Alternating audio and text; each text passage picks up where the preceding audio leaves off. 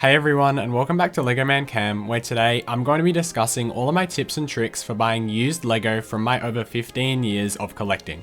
Buying used Lego has many benefits compared to regular sets on store shelves. Used Lego is usually significantly discounted rather than new Lego, and you can often find really rare old and retired sets and minifigures from tens of years ago.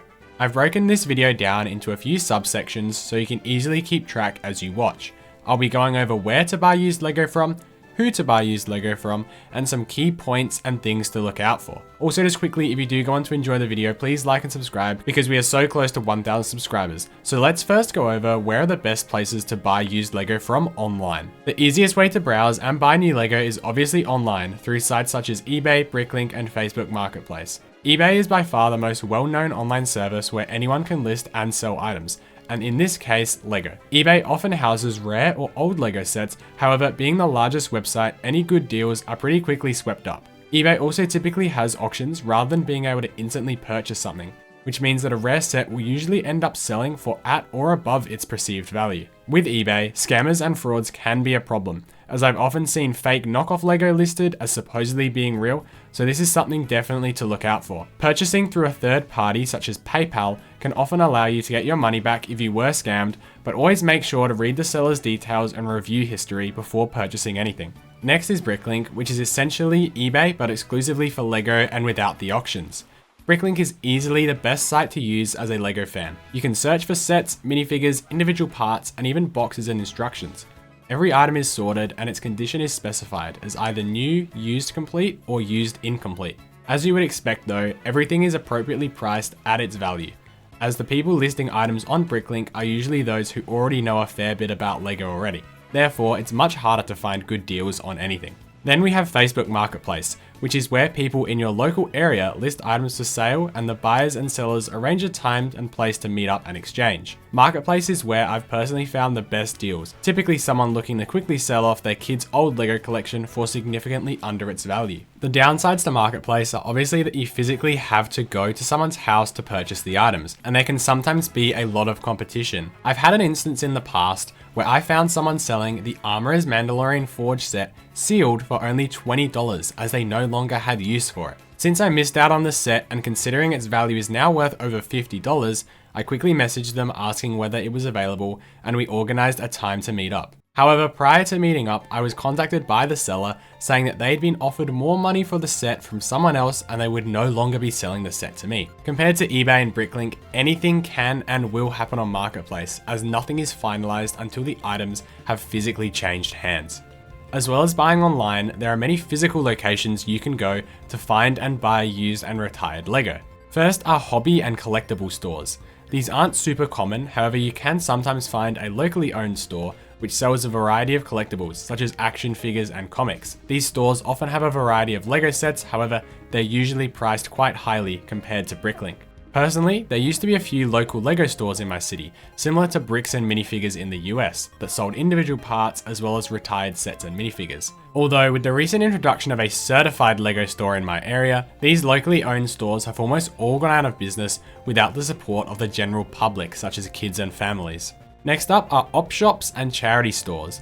These stores are certainly a gamble as often they don't actually even have any Lego for sale. However, when they do, you can find some absolutely amazing deals. Personally, a few years back, I found the Lego Nexo Knights Lancer's Mecha Horse set sealed in box for $2.50 at a charity store. That's more than 90% off, and the set was perfectly sealed and had been retired for quite a few years. Even better than this though, again a few years ago, I found the 2013 Lego Star Wars Z95 Headhunter for $7.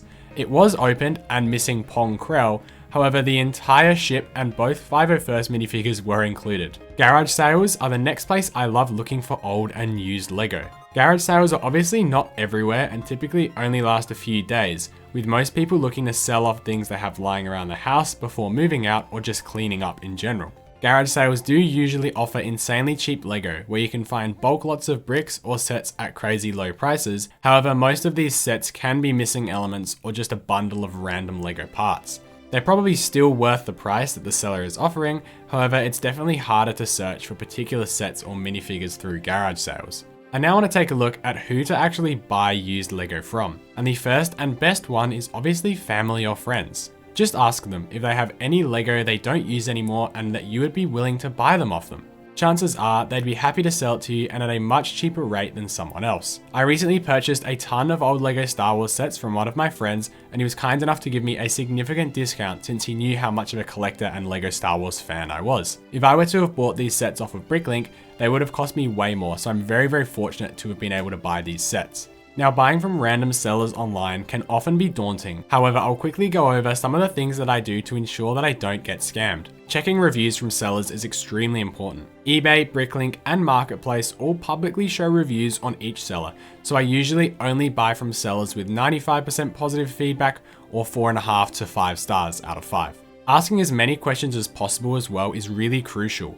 If the images provided aren't enough, ask for more. That way you can talk back and forth with the seller before purchasing to make sure they not only actually have the item you want, but it's in the condition that they're saying it is. You can also usually figure out if the person is actually genuine or not, typically by the way they're texting you and whether they do provide you with any more images or not. The last section I'd like to go over is what to look out for to make sure your used LEGO buying goes as smoothly as possible. Obviously, I've just spoken about only buying from reliable sellers, but it's super important to check for missing parts and pieces, especially with LEGO. If a set is missing a certain printed element or minifigure, its value can diminish significantly. Also be on the lookout for knockoff or fake sets.